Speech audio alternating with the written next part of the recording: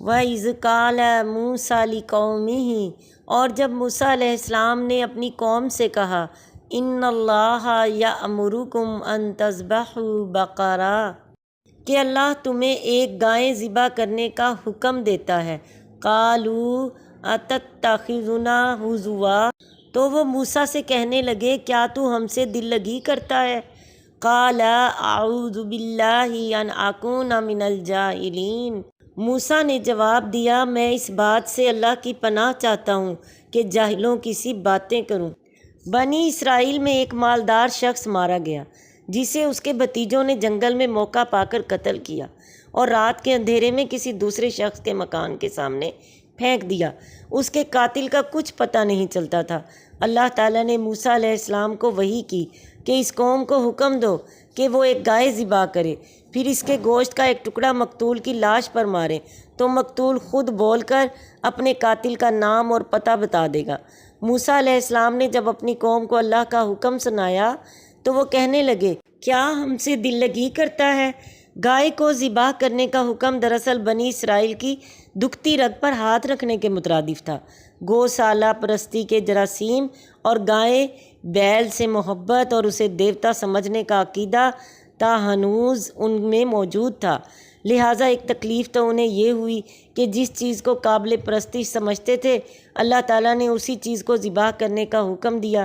دوسرے انہیں یہ یقین نہیں تھا کہ اس طرح گائے کے گوشت کا ٹکڑا مارنے سے مردہ لاش جی اٹھے گی اور بول کر قاتل کا پتہ بتا دے گی، لہٰذا موسیٰ علیہ السلام سے یوں کہہ دیا کہ ہم سے دل لگی کرتا ہے۔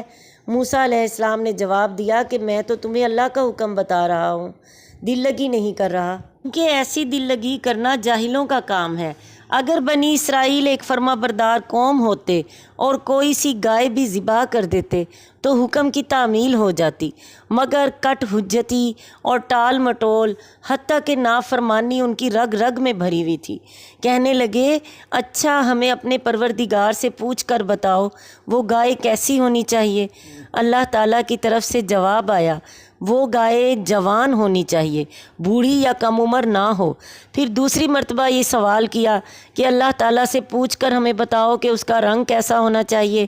اللہ تعالیٰ کی طرف سے جواب ملا کہ وہ گہرے زرد رنگ کی ہونی چاہیے جو دیکھنے والے کے دل کو خوش کر دے۔